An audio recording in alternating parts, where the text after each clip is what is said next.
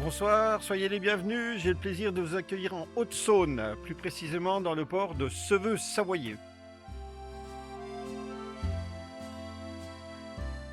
Pendant une semaine, je vais naviguer sur la Saône à bord d'un bateau sans permis, loué chez Saône Plaisance, juste ici. J'aurai le plaisir donc de vous faire part un petit peu de cette expérience. La première chose que je peux vous dire, donc, c'est que je vais naviguer à bord d'un Tarpon 37, pas celui-ci, mais celui qui se trouve là-bas, et que la première impression que j'ai eue en arrivant, c'est que le bateau était quand même beaucoup plus gros que ce que j'avais vu sur les photos. Mais ça, c'est pas très grave. Initialement prévu jusqu'à Corps, notre petite balade a été quelque peu réajustée. Et vous allez très vite comprendre pourquoi. Premier matin à bord, pas besoin de regarder le bulletin de météo. De toute façon, quoi qu'il en soit, il va falloir y aller. Alors je vous rappelle que là nous sommes sur la Saône, nous allons en direction de Port-sur-Saône. On aurait pu croire qu'on allait partir en direction de Quimper, mais ça va pas être le cas.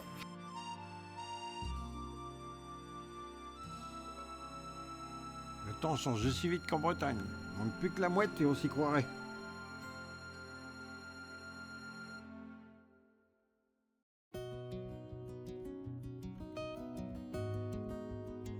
Premier arrêt à Ré-sur-Saône. Comme vous pouvez le constater, Ré-sur-Saône bénéficie d'un climat océanique dit altéré. Voilà, pas besoin de vous en dire plus.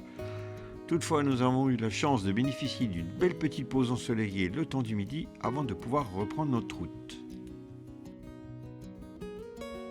Vous pouvez aussi profiter de cette petite halte pour aller visiter le château de Ré-sur-Saône.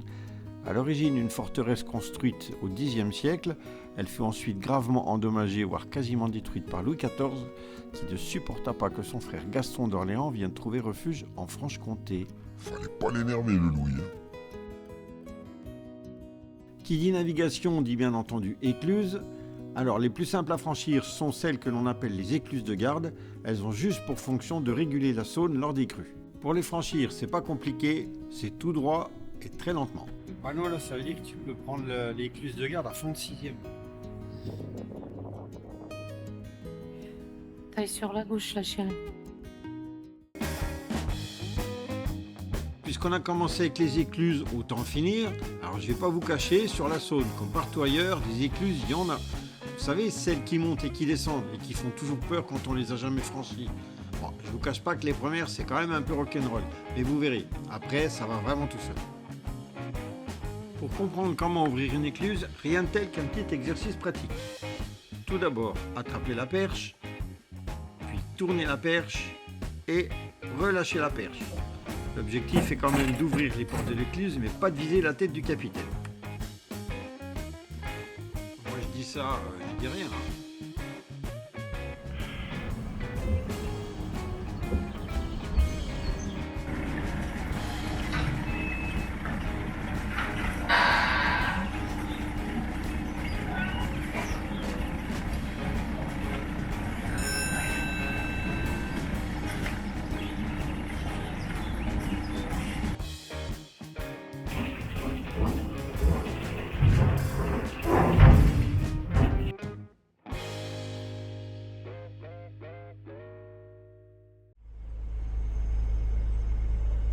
Reprise de la navigation en direction de Fouchécourt. Et avec le soleil, s'il vous plaît.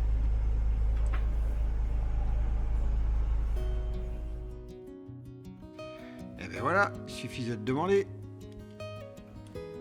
Nous avons été gentiment accueillis par le directeur de la capitainerie du port, qui n'est ni plus ni moins que le patron du nouveau restaurant qui vient de s'ouvrir, donc le petit port de Fouchécourt. Celui-ci, n'ouvrant que dans le jour, s'est gentiment excusé de n'avoir à nous offrir une terrine aux champignons maison et un suprême de poulet aux morilles accompagné de son gratin dauphinois.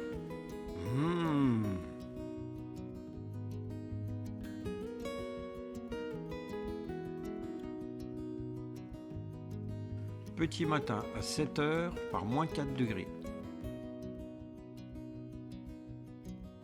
Du soleil et rien que du soleil. Une belle journée semblait vouloir s'offrir à nous. On a donc décidé de faire une petite pause pour recharger nos batteries et partir à la découverte donc de la campagne environnante.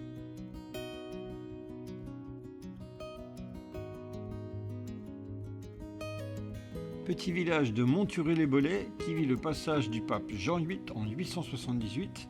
On peut encore y apercevoir un ancien monastère.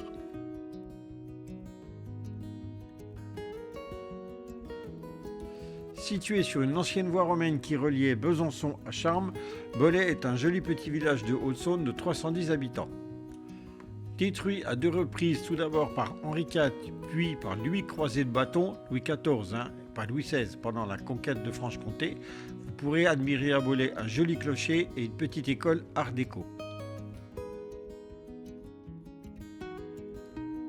Bolets, plus précisément la tranchée de Bolets, fut le lieu d'un fait de résistance en août 1944.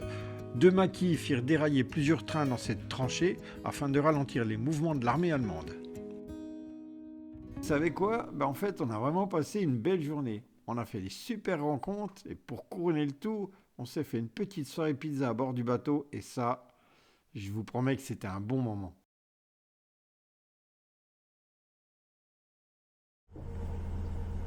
Tiens bon la barre et tiens bon le courant, oui en même temps on est sur une rivière, on n'est pas en mer. Nous voilà donc sur le chemin de retour de notre petite croisière. Si un jour vous décidez de vous laisser porter par les eaux de la Saône, vous rencontrerez très certainement le martin pêcheur, le rossignol, la cigogne, le milan noir, la huppe ou encore la fauvette, le héron.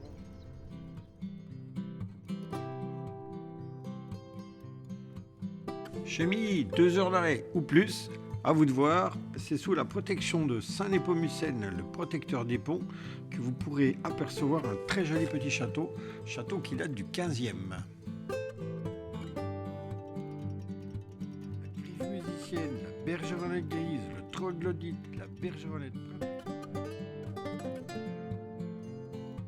Si l'hirondelle ne fait pas le printemps, la bergeronnette, elle, fait le beau temps.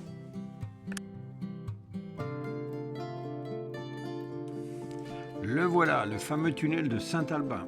C'est un site remarquable du patrimoine fluvial français classé au titre des monuments historiques, long de 681 mètres pour une largeur de 6,50 mètres. 5. Bonjour, vous êtes en direct de l'émission Les Petits Bateaux. Oui, bonjour. Je voudrais savoir comment font les chevaux pour tirer le bateau sous le tunnel. C'est une bonne question. Effectivement, avant, les bateaux étaient tirés par des chevaux. Plus précisément, ils étaient halés par les chevaux, sur le chemin que tu trouves le long du canal et que l'on appelle un chemin de halage. Et comme tu peux le voir, d'où ta question, il n'y a pas de chemin de halage sous ce tunnel.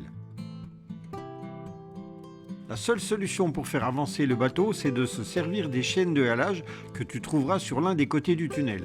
En fait, c'est toi le cheval, et c'est toi qui vas tirer.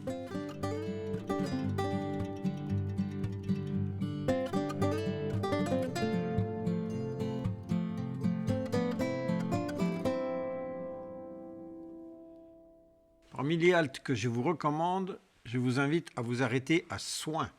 Soins est un joli petit village mondialement connu au niveau local pour sa tour Eiffel. Vous pourrez également y trouver de l'eau, de l'électricité et une aire de jeu pour les enfants.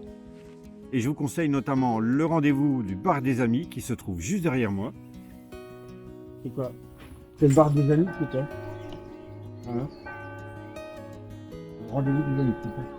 Au rendez-vous des amis, où nous avons été chaleureusement accueillis par Fanny autour d'un café et d'une petite douceur maison. Sans oublier une belle carte gourmande, le tout servi dans un décor atypique et aménagé avec beaucoup de goût. Un lieu où on se sent comme chez soi.